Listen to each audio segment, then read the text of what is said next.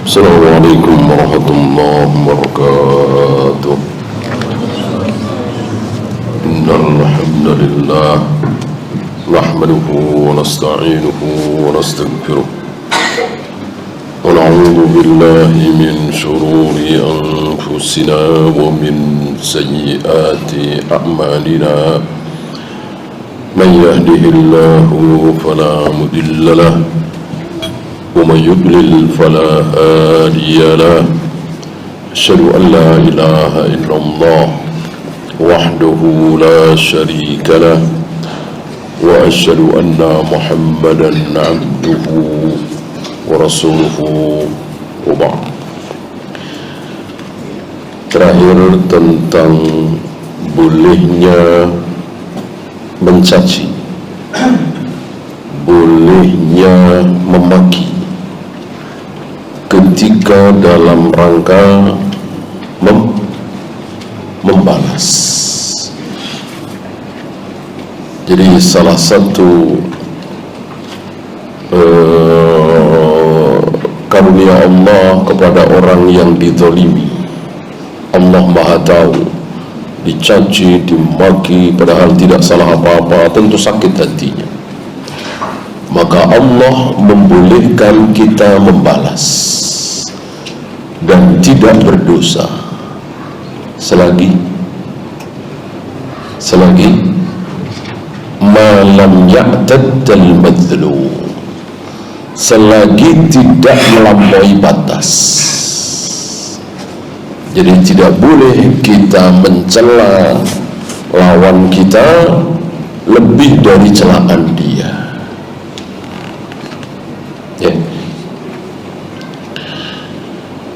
Kemudian perintah untuk bertawadhu. Ketika kita semua bertawadhu, maka insyaallah la yabghiya ahadun ala ahadin wa la yafkhara ahadun ala ahadin. Tidak ada seseorang yang merasa lebih dari yang lain. Ini sunnah bagi kita kaum muslimin untuk selalu merendahkan diri. Ya, kita lanjut 1590.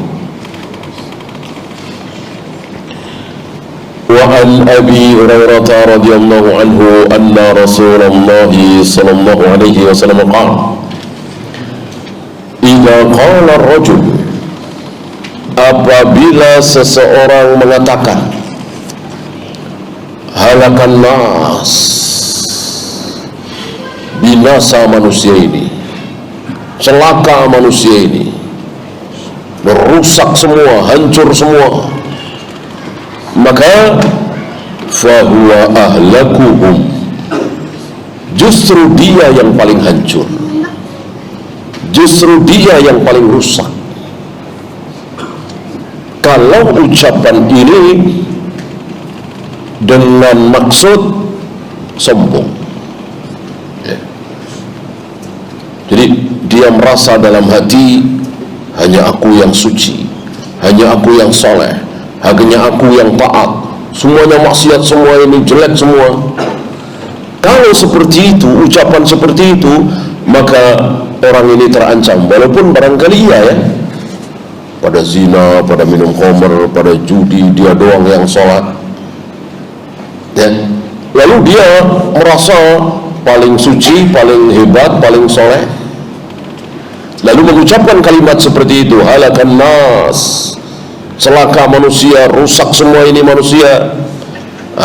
Nabi mengatakan fahuwa ahlakuhum, justru dia yang paling rusak, justru yang paling celaka adalah dia. Ini pelajaran besar bagi kita yang hidup di tengah-tengah lingkungan yang maksiat, kita sendiri yang sholat, yang ke masjid dan seterusnya. Jangan merasa soleh, jangan merasa suci, jangan merasa benar sendiri lalu orang-orang kita rendahkan. Kenapa? Bisa saja Allah nggak terima ibadah kita. Bisa, memang ada jaminan. kita sholat selama ini diterima semua sholat kita? Tidak ada jaminan. Maka kita tidak boleh merasa sombong dengan mengatakan akulah yang paling hebat, paling baik, paling soleh, paling taat. Kenapa? Tadi sholat kita selama bertahun-tahun belum tentu diterima. Ya. Sementara yang kita saksikan berzina, minum khamr, berjudi, mungkin ada di antara mereka yang sangat berbakti kepada ibunya, yang dengan ini lalu Allah mengampuni dia, memberikan jalan kepada dia untuk bertaubat. Kan belum berakhir. Mereka masih hidup, kita masih hidup. Mereka belum mati, kita belum mati. Kecuali sudah mati semua, selesai. Kan belum selesai, bisa berubah. Yang ahli taat selalu sholat berjamaah, akhirnya menjadi futur, akhirnya jarang sholat, bahkan murtad. Mustahil? Tidak mustahil. Tidak mustahil. Sementara yang ahli maksiat ini akhirnya taubat, taubatan nasuha, akhirnya menjadi orang-orang yang taat, juga tidak mustahil. Jadi kita nggak tahu akhir kehidupan kita masing-masing seperti apa. Maka jangan merasa suci, jangan merasa soleh, jangan merasa taat. Belum berakhir. Ya. Kan ada beberapa contoh. Di antaranya yang ahli maksiat akhirnya malah masuk surga.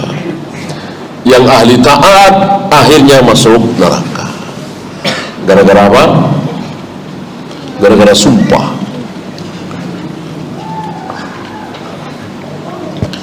Jadi yang ahli taat dengan ahli maksiat ini temenan, berteman. Ini kalangan Bani Israil ya. Setiap kali bertemu yang ahli taat ini menasihati, berhentilah maksiat, kalau kata kita ya, bertaubatlah. Kapan kamu mau berhenti berjudi, berhenti minum khamar, berhenti berzina? Ayolah bertaubatlah. Besoknya lagi ketemu masih bermaksiat. Besoknya lagi, lusanya lagi ketemu masih bermaksiat. Dia mengatakan biarlah ini antara aku dengan Allah. Biasa orang maksiat kan seperti itu ya. Kesel rupanya, marah rupanya ahli taat ini. Lalu bersumpah, wallahi la yaghfirullahu dzunubak. Demi Allah, Allah tidak akan mengampuni dosa-dosamu. Ini sumpah atas nama Allah dengan sumpah yang buruk. Demi Allah, Allah tidak akan mengampuni dosa. Sampai di akhirat Allah bertanya, tahu dari mana engkau berani bersumpah atas nama diriku bahwa aku tidak mau mengampuni temanmu itu? Tentu gelagapan dia nggak bisa jawab. Lalu Allah mengatakan, demi keagunganku aku ampuni saudaramu itu, temanmu itu, surga. Dan aku tidak mengampuni dosa, neraka. Luar biasa. Ini pelajaran yang sangat besar bagi kita yang selalu menjaga sholat berjamaah dan seterusnya. Jangan merasa lebih, jangan merasa lebih suci, lebih hebat dari teman-teman kita, saudara-saudara kita, tetangga-tetangga kita yang banyak berbuat maksiat. Sekali lagi, waktu belum habis. Segala kemungkinan bisa terjadi, bisa berubah.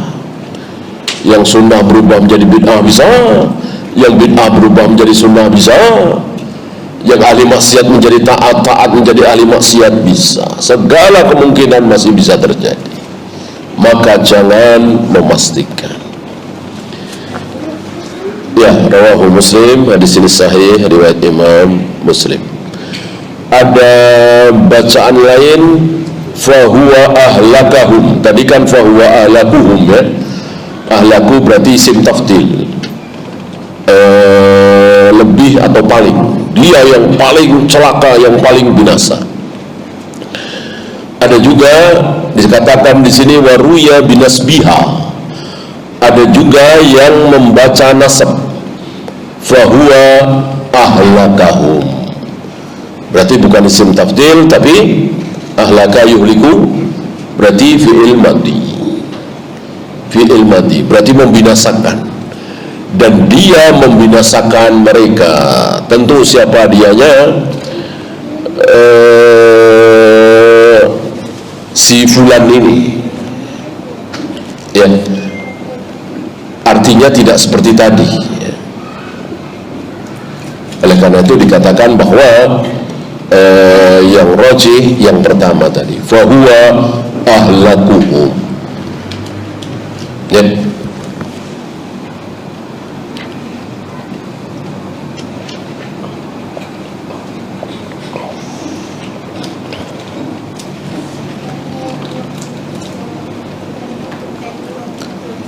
Saya baca sedikit keterangan dari Al-Imam An-Nawawi, ya, bukan dari Syekh Salim. Wa hadza an-nahyu liman qala dzalika ujuban bi nafsihi. Larangan ini untuk orang yang mengatakan hal seperti tadi, halakan nas, manusia celaka semua, rusak semua, itu karena ujub terhadap dirinya sendiri, merasa paling taat, merasa paling hebat.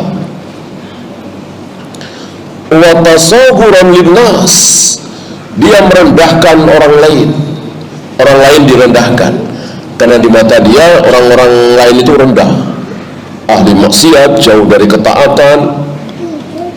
Irtifa'an alaihim, merasa tinggi dia. Fahadha huwal haram, jelas ini haram. Wa amma man qalahu lima yara fin nasi min nuqsin fi amri dinihim. Adapun orang yang mengatakan ucapan itu karena melihat bahwa agama betul-betul sedang dilecehkan, orang-orang betul-betul sedang berbuat maksiat, wa qalahu tahazzunan alaihim, ini diucapkan dengan rasa sedih, dengan rasa menyayang, dengan rasa prihatin sekali ke orang-orang gak pada tobat, orang-orang kok pada berbuat, prihatin, bukan dalam rangka dia membesarkan dirinya, meninggikan dirinya. Fala ba'sa bihi, yang seperti ini boleh, yang seperti ini boleh. Lalu beliau menukil ucapan seperti ini dari Malik bin Anas, Al-Khattabi, Humairi, dan lain-lain, ya. Lalu beliau mengatakan, waqad awdahtuhu fi kitab Al-Adhkar, hal ini telah aku jelaskan di kitab Al-Adhkar. Kita tahu selain Riyadhus Shalihin, Imam Nawawi menulis Al-Adhkar.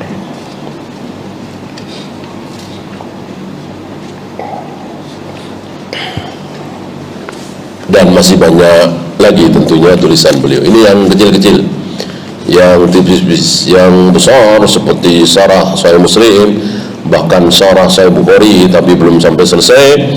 Dan yang sangat besar adalah Majmu' Syarah Muhadzab. Fiqhul hadis ada 4. An-nahyu 'anil i'jabi bin nafsi wa ihtiqaril akharin wa tafdili nafsihi 'alaihim. Larangan ujub terhadap diri sendiri, lalu merendahkan orang lain, merasa dirinya lebih dari yang lain. Maka salah satu obatnya agar tidak terjadi seperti ini, lihat kelebihan orang lain. Betul dia jarang ke masjid, betul dia jarang jamaah, tapi sangat dermawan misalnya. Sementara kita berat untuk sedekah, ya, lihat itunya, lalu kita merasa rendah, gitu. Lihat betapa dia sangat berbakti kepada ibunya, sementara kita jarang ke rumah ibu kita misalnya. Supaya apa? Supaya kita tidak ujub dengan diri kita, supaya melihat orang lain itu kita ada rasa kagum, ada rasa membesarkan dia. Disinilah jangan sampai kita saling menyampaikan aib sesama. Yang kita sampaikan itu kelebihan seseorang. Kalau antum punya teman sangat jujur, amanah, ceritakan, supaya orang-orang itu tidak ujub gitu. Antum punya teman sangat berbakti kepada ibunya, ceritakan. Sebaliknya, kalau dia durhaka kepada ibunya, jangan cerita-cerita.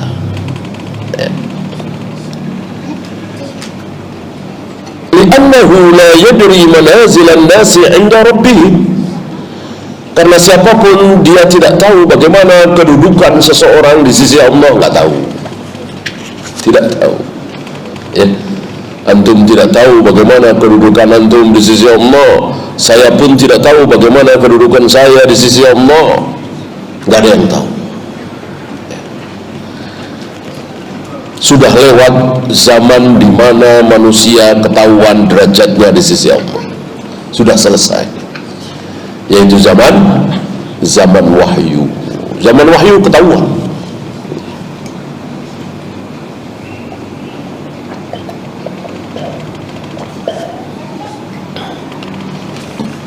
Sebentar lagi akan datang kemari seorang calon penghuni surga. Ketahuan pasti dia masuk surga, nggak mungkin enggak. Dan betul datang dengan tergopoh-gopoh, dengan menenteng sendal, dengan kaki, wajah, rambut basah bekas wudu. Abu Bakar fil jannah, Umar fil jannah, Utsman fil jannah. Nggak mungkin enggak, pasti masuk surga. Sekarang tinggal kenangan. Udah gak mungkin ada lagi seseorang yang dinyatakan pasti masuk surga, pasti selamat dari neraka. Hari ini sudah tidak ada lagi. Wahyu sudah putus.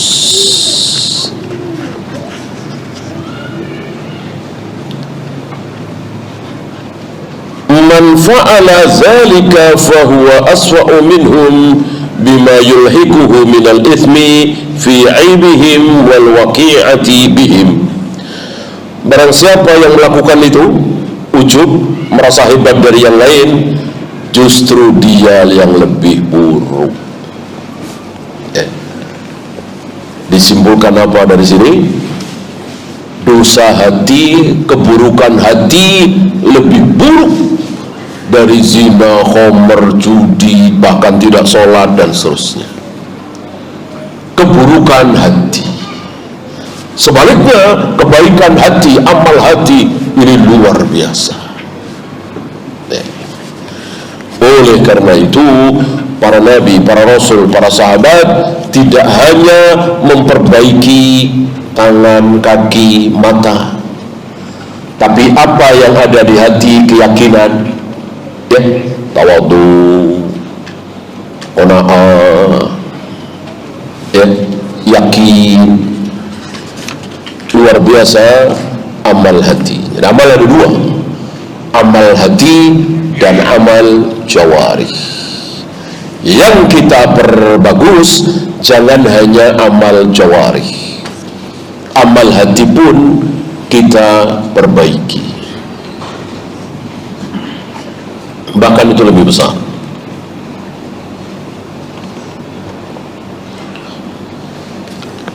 Al-muslimu yaqumu biwajib da'wati ila Allah indama yara fasadan nas. Seorang muslim itu mestinya dia berdakwah, mengajak manusia untuk taat kepada Allah ketika manusia itu penuh dengan kerusakan. Jangan malah mencaci, memaki, menjelek-jelekkan. Sudah rusak semua ini, sudah hancur semua ini. Bukannya mengajak mari sholat, mari saum, mari kembali kepada sunnah, jangan berbuat syirik, jangan berbuat bid'ah, tapi malah mencaci maki terus, menjelek-jelekkan terus. Seorang muslim yang baik tidak seperti itu, justru terus memperbaiki. Wa adamu istijali nuzulil azab bisahatihim, dan salah satu yang tidak diperbolehkan adalah menyegerakan minta azab. Ini tidak boleh. Lihat para nabi, para rasul itu sudah ratusan tahun. Nabi Nuh sudah mungkin 900-an tahun atau 800-an tahun berdakwah, baru minta diazab, baru memohon azab kepada Allah supaya menghabiskan orang-orang kafir yang tidak mengikuti dakwah beliau itu. Bukan setahun 2 tahun, bukan 10 tahun 20 tahun. Setelah ratusan tahun berdakwah, luar biasa lelahnya, cacian, makian, hinaan, hujatan, baru Nabi Nuh meminta azab. Itu pun kan disesali oleh beliau di akhirat, saat beliau diminta oleh manusia supaya beliau menghadap Allah, memohon kepada Allah supaya Allah berkenan mengadili manusia satu persatu, tidak membiarkan seperti ini. Beliau tidak sanggup, beliau malu. Beliau mengatakan, doa mustajabahku, sila kita doa pamungkasku, sudah aku pakai untuk membinasakan umatku sendiri. Jadi banjir yang luar biasa menghabiskan umat beliau itu atas permohonan beliau, dan tentu beliau tidak salah, tidak tercela. Karena seluruh para nabi, para rasul mempunyai satu doa terakhir, doa mustajabah, istilah kita mungkin doa pamungkas ya. Artinya ketika doa ini dipakai, mau minta apa saja pasti dikabulkan, walaupun sangat mustahil. Misalnya minta supaya gunung ini berubah jadi emas, dikabulkan gitu. Para nabi, para rasul sudah menggunakan doa itu, kecuali aku, kata Rasulullah, kecuali aku belum memakai doa itu. Doa itu akan aku pakai nanti di akhir. Maka dari Adam, Nuh, Ibrahim, Musa, Isa alaihi wassalatu wassalam, nabi-nabi, rasul-rasul termulia ini nggak ada yang sanggup. Rasulullah, beliau yang sanggup. Sudah lewat ya hadisnya.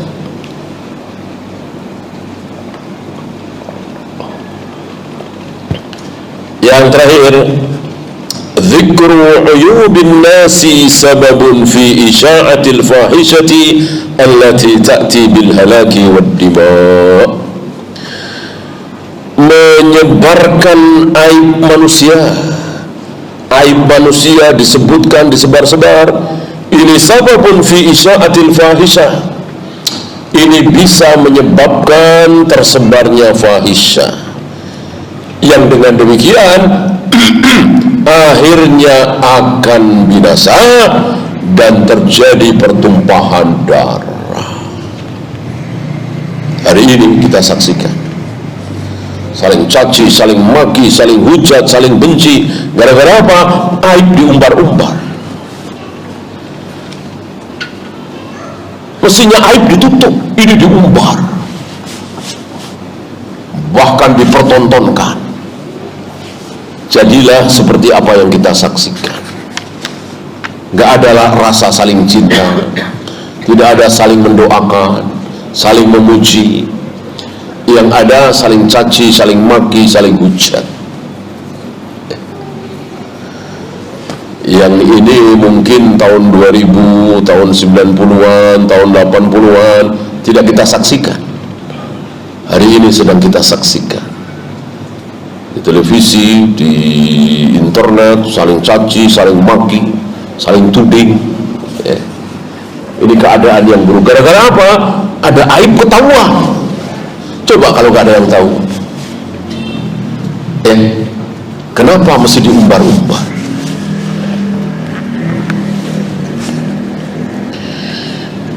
Oleh karena itu, di dalam Islam, ambil contoh misalnya orang mengatakan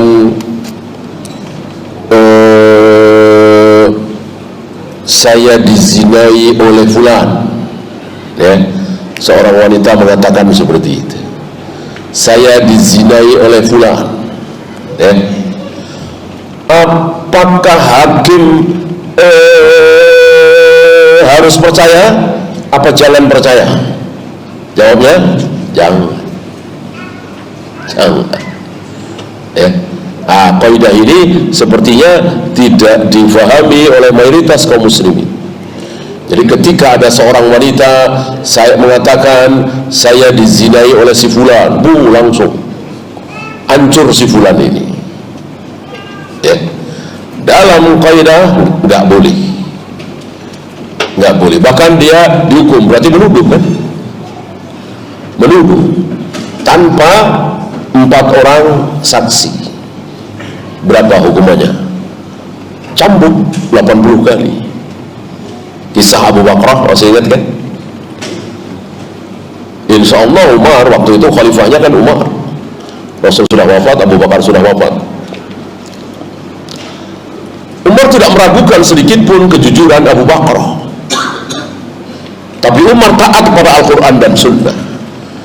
Kalau mengatakan bahwa fulan dan fulanah berzina, harus ada saksi minimal 4 orang laki-laki. Ini cuma 3, salah satunya Abu Bakar. Maka Umar tidak terima. Umar mengatakan cabut persaksianmu. Kalau tidak cabut, justru kalian yang akan aku cambuk. Yang 2 karena nggak mau dicambuk 80 kali nyambut. Yang Abu Bakar mungkin karena belum tahu ilmu ini, kan tidak semua ilmu sampai kepada seseorang.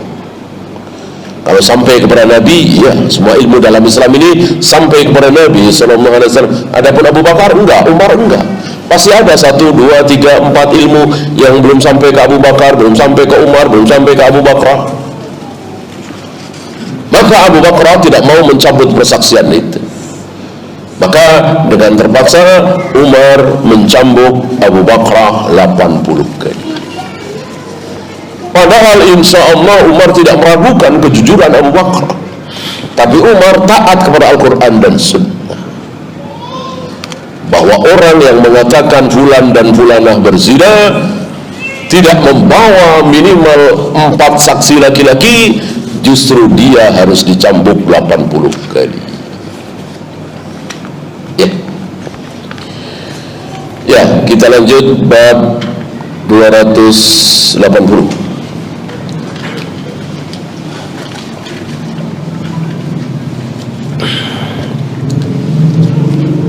Babu tahrimil hijrani bainal muslimina fawqa 3 ayyam. Bab tentang haramnya menghajar. Menghajar itu tidak saling sapa, tidak saling salam, diam-diaman, mendiamkan saudara kita. Ini haram fawqa 3 ayyam. Kalau lebih dari 3 hari, berarti yang boleh 3 hari, 2 hari, sehari. Sudah lewat dari sini ya.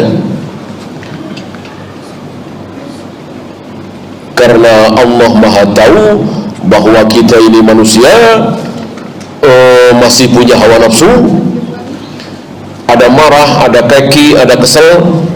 Maka Allah menghalalkan kita untuk tidak saling menyapa, tidak saling kasih salam, boleh, tapi jangan lebih dari 3 hari. Illa li bid'atin fil mahjuri aw tadhuhurin bi fiskin aw nahwi dhalik. kecuali karena bid'ah. Ini luar biasa Imam Nawawi yang namanya disebut-sebut oleh saudara-saudara kita di negeri kita ini, ternyata beliau membenci bid'ah. Ini kan tulisan beliau, bukan tulisan Nabi. Judul ini kan dari beliau, bukan dari Nabi. Beliau memahami bahwa orang berbuat bid'ah harus dihajar lebih dari 3 hari sampai dia taubat meninggalkan bid'ahnya. Iya. Tentu hari itu 700 tahun yang lalu kira-kira kan, masih sedikit bid'ah, tidak seperti hari ini. Maka kalau ada seseorang melakukan bid'ah, membela bid'ah, melaksanakan bid'ah terang-terangan, maka dihajar. Atau berbuat fasik, mungkin pezina, mungkin peminum khamar, mungkin pemakai narkoba dan seterusnya, ini dihajar lebih dari 3 hari boleh, sampai dia bertaubat, sampai dia meninggalkan bid'ahnya, sampai dia meninggalkan maksiatnya. Ya, ini hajar.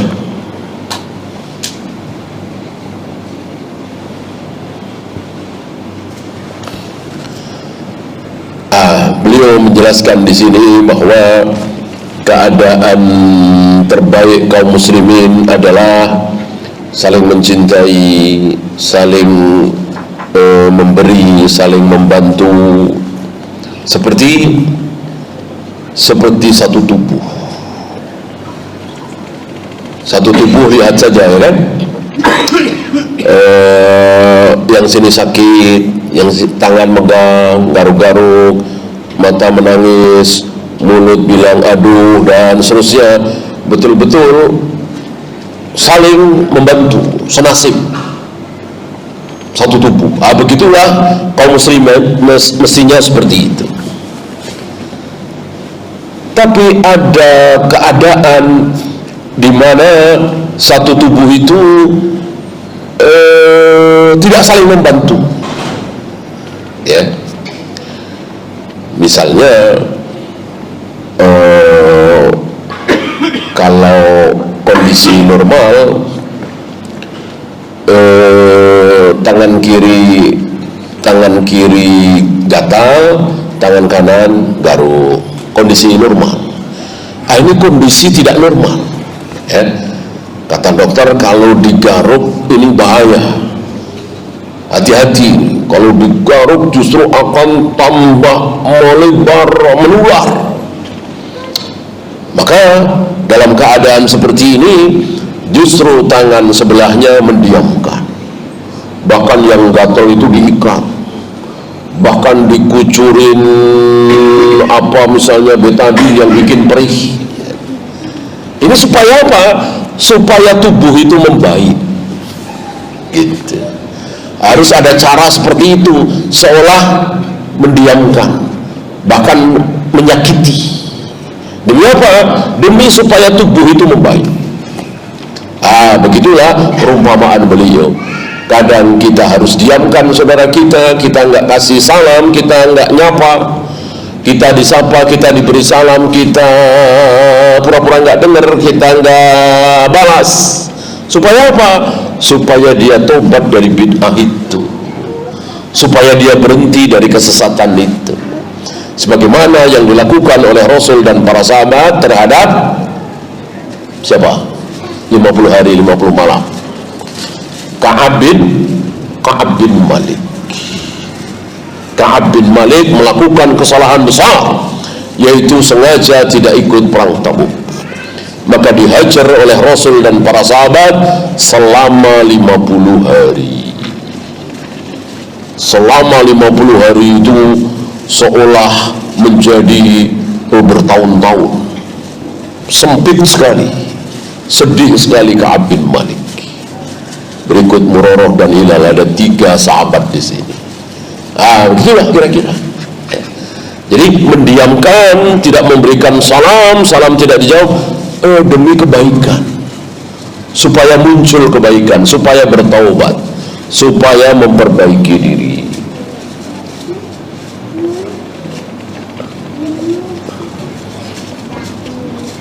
Dan tentu ini kita melihat kondisi, ya.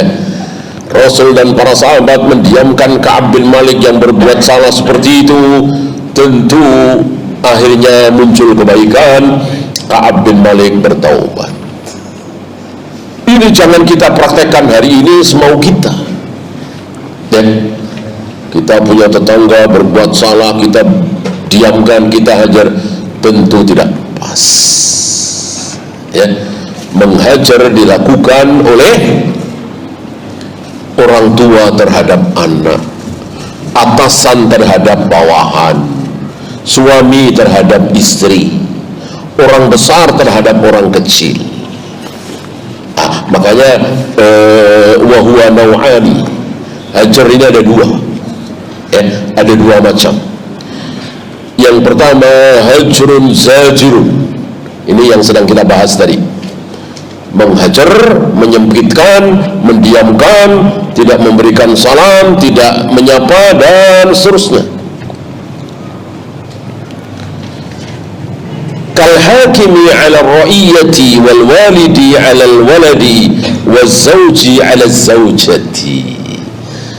Contohnya seperti penguasa terhadap rakyat, seperti Rasul terhadap Ka'ab bin Malik, ya.